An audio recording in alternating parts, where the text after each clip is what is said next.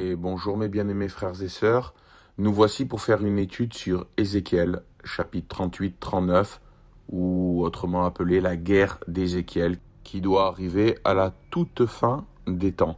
Je voulais continuer le chapitre 5 d'Apocalypse, mais au vu de la géopolitique actuelle et de ce qui se passe en Europe et de ce qui se passe en Israël et autour d'Israël, je pense qu'il est très important de partager maintenant ces deux chapitres 38 et 39 d'Ézéchiel qui sont un peu flous pour beaucoup de croyants, parce qu'il faut vraiment savoir ce que Dieu nous a révélé. Il est celui qui révèle les choses qui sont inconnues, qu'on ne connaît pas. Il révèle toutes choses à ses serviteurs, il fait savoir ce qu'il va faire. Alors mes frères et sœurs, étant donné que les choses cachées appartiennent à l'Éternel et les révélées nous appartiennent, prenons ce que le Seigneur nous révèle. Il est intéressant de voir que dans le chapitre 37 d'Ézéchiel, il y a une prophétie sur la vallée des ossements desséchés. De montrer, c'est la période où Israël est sorti de l'Holocauste avec la Seconde Guerre mondiale. Et les eaux, au chapitre 37, verset 11, c'est toute la famille, la maison d'Israël. Voici, ils disent, nos os sont desséchés et notre attente a péri, nous sommes retranchés. Verset 12, c'est pourquoi prophétise et dis-leur, ainsi dit le Seigneur l'Éternel, voici, j'ouvrirai vos sépulcres et je vous ferai sortir hors de vos sépulcres mon peuple et je vous amènerai dans la terre d'Israël. Nous pouvons encore voir également au verset 21, il est dit, ainsi dit le Seigneur l'Éternel, voici, je prendrai les fils d'Israël d'entre les nations où ils sont allés. Les Juifs ont été éparpillés parmi les nations depuis l'empereur Titus en l'an 70 et ils sont partout dans le monde, ils n'ont plus de terre, mais à la fin des temps, Dieu est censé les ramener en terre d'Israël. Et il est dit, voici, je prendrai les fils d'Israël d'entre les nations où ils sont allés et je les rassemblerai de toutes parts et je les ferai entrer dans leur terre.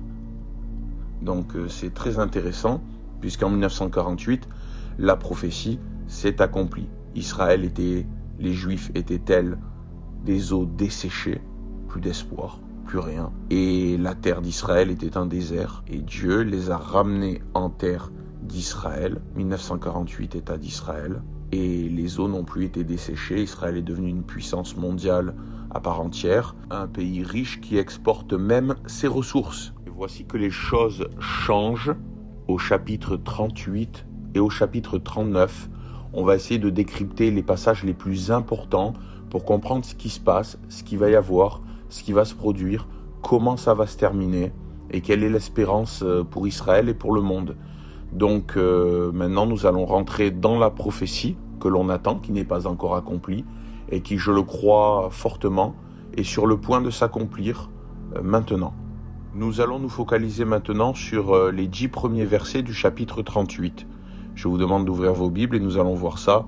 Il y a certaines choses à décrypter, à voir et à analyser. Alors, et la parole de l'Éternel vint à moi disant, Fils de l'homme, tourne ta face vers Gog, une personne, le pays de Magog, le prince de Roche, de Méchec et de Toubal, et prophétise contre lui.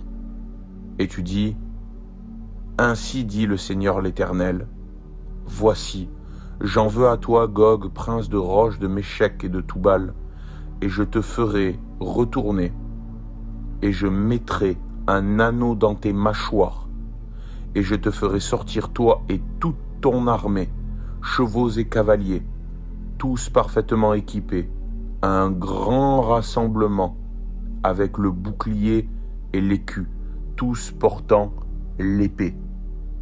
Avec eux, la Perse, Cush et Pout, ayant tous des boucliers et des casques. Gomer et toutes ses bandes, la maison de Togarma, du fond du nord, et toutes ses bandes, beaucoup de peuples avec toi. Prépare-toi et tiens-toi prêt, toi et tout ton rassemblement qui est assemblé auprès de toi, et sois leur chef, Après beaucoup de jours, tu seras visité. À la fin des années, tu viendras dans le pays délivré de l'épée et rassemblé d'entre beaucoup de peuples, sur les montagnes d'Israël qui ont été une désolation perpétuelle, vers ceux qui sont sortis d'entre les peuples et qui habitent tous en sécurité, vers les Juifs. Et tu monteras et tu viendras comme une tempête, tu seras comme une nuée pour couvrir le pays, toi et toutes tes bandes, et beaucoup de peuples avec toi.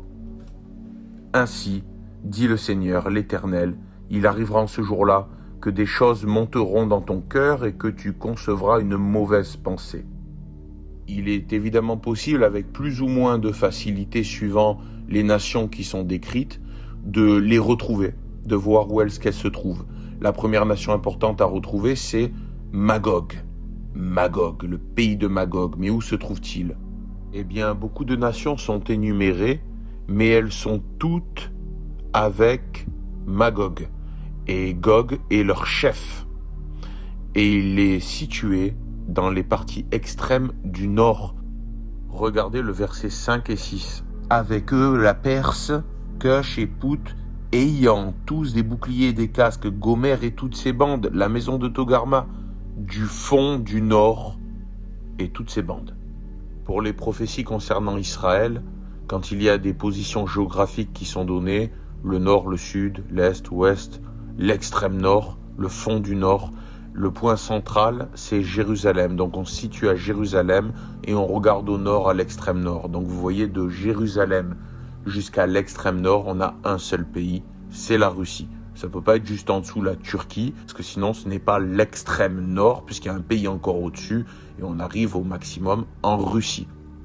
En revanche, plusieurs régions de Turquie sont citées et seront avec la Russie pour attaquer Israël. Bien entendu, comme tous les autres pays qui sont cités, la Perse, qui est aujourd'hui l'Iran, le plus grand ennemi d'Israël, et on connaît les alliances que la Russie actuellement est en train de faire avec l'Iran, de grosses alliances militaires.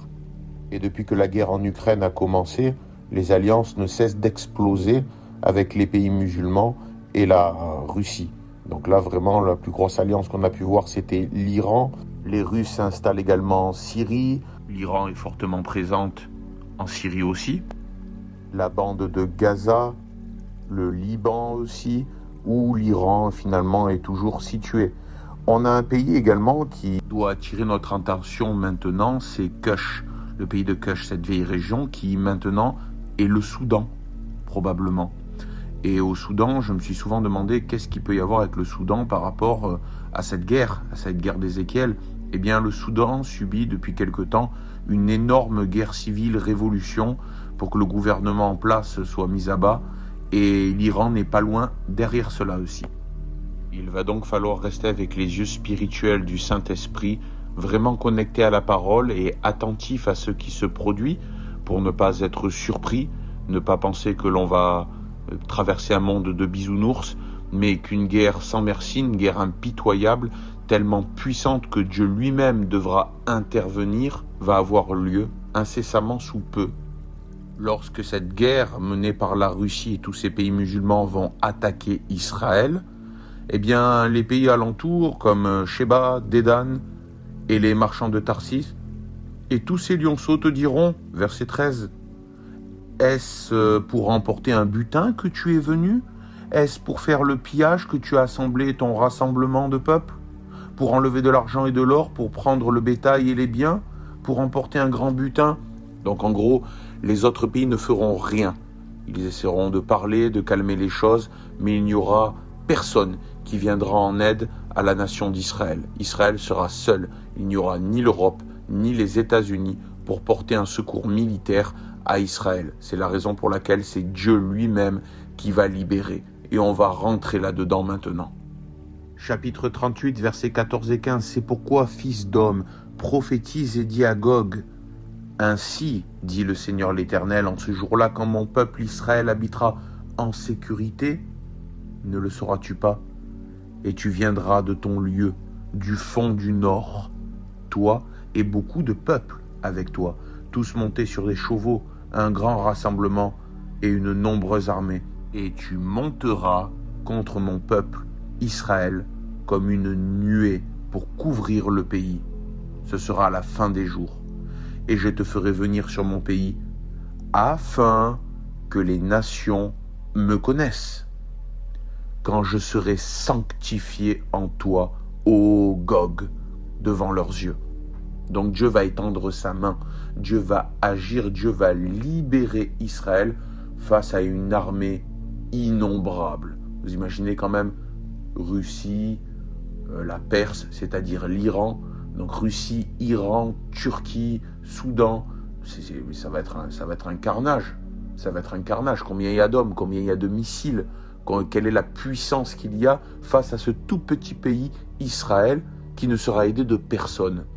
Dieu sera exalté parmi les nations puisqu'il va étendre sa main sur le pays pour libérer Israël.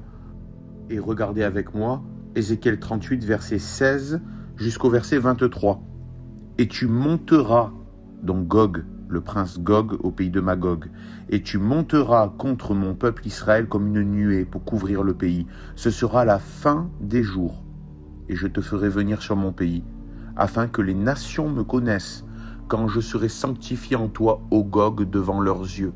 Ainsi dit le Seigneur l'Éternel, n'es-tu pas celui dont j'ai parlé dans les jours d'autrefois, par mes serviteurs les prophètes d'Israël, qui, en ces jours-là, pendant des années ont prophétisé que je te ferai venir contre eux, et il arrivera en ce jour-là, au jour où Gog viendra contre la terre d'Israël, dit le Seigneur l'Éternel, que ma fureur me montera au visage, et je parle dans ma jalousie, dans le feu de mon courroux.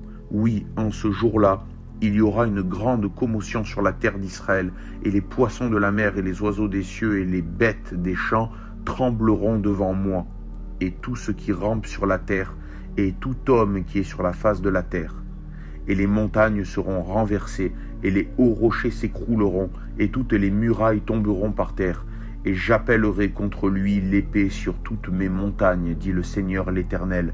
L'épée de chacun sera contre son frère, et j'entrerai en jugement avec lui par la peste et par le sang, et je ferai pleuvoir une pluie torrentielle et des pierres de grêle, du feu et du soufre sur lui et sur ses bandes, et sur les peuples nombreux qui seront avec lui.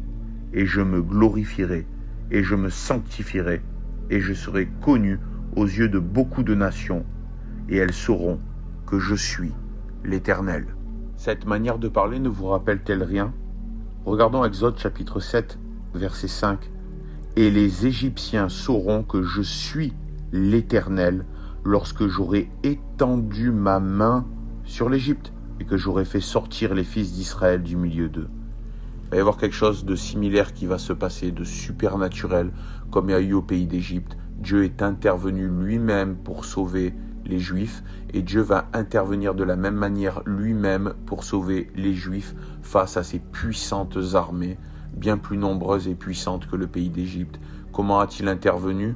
À sa manière, en Égypte.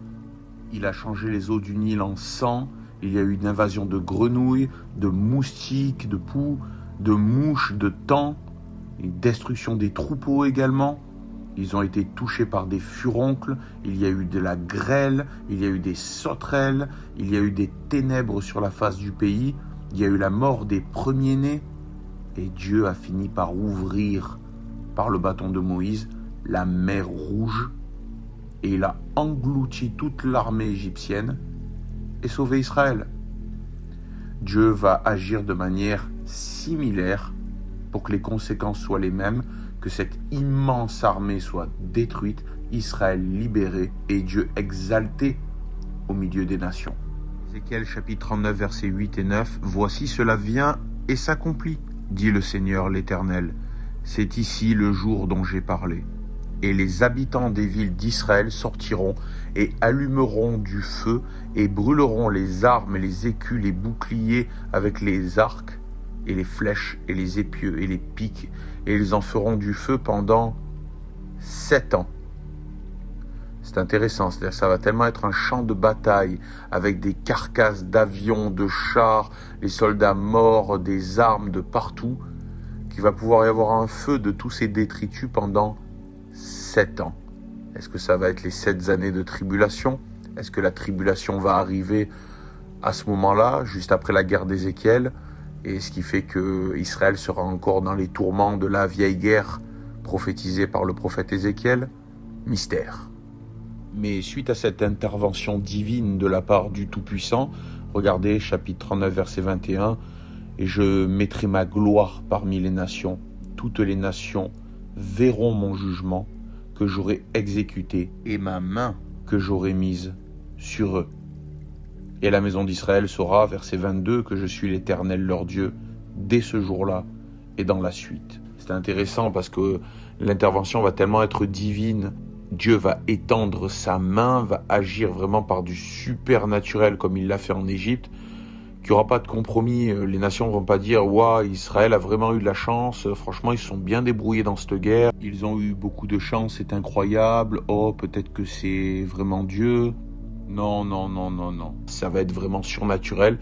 Tout le monde va reconnaître qu'il y a un Dieu dans les cieux. Donc c'est la bonne nouvelle pour les nations, c'est que ça va amener beaucoup de gens à se convertir et accepter le Seigneur.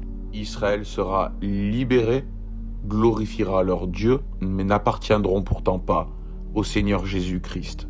Ils glorifieront Yahweh, l'Éternel des armées, mais hélas, ils n'auront toujours pas le Seigneur Jésus-Christ. Ils le reconnaîtront comme leur Sauveur, leur Seigneur, leur Roi, leur Dieu, quand celui-ci posera ses pieds sur la montagne des Oliviers et qu'alors ils tourneront les regards sur celui qu'ils ont percé et ils se lamenteront sur lui, comme on pleure sur un fils unique. À ce moment-là, Dieu répandra un esprit de grâce et de supplication sur Israël. Voilà mes frères et sœurs, donc j'espère que vous avez bien compris que Gog, ce prince, eh bien c'est le chef de Magog, et Magog étant le pays à l'extrême nord de Jérusalem, c'est la Russie. Donc le chef de la Russie va terminer sa route et attaquer Israël avec beaucoup de pays avec lui, dont la Turquie, dont l'Iran, dont le Soudan, dont la Libye, etc., etc. Restons fortifiés car le temps est proche. Soyez forts dans la foi et demeurons en confiance, loin de toute peur, parce que le Seigneur veille sur ses brebis, et le temps est proche pour nous, notre délivrance approche. Soyez bénis mes frères et sœurs, et que le Seigneur Jésus soit glorifié.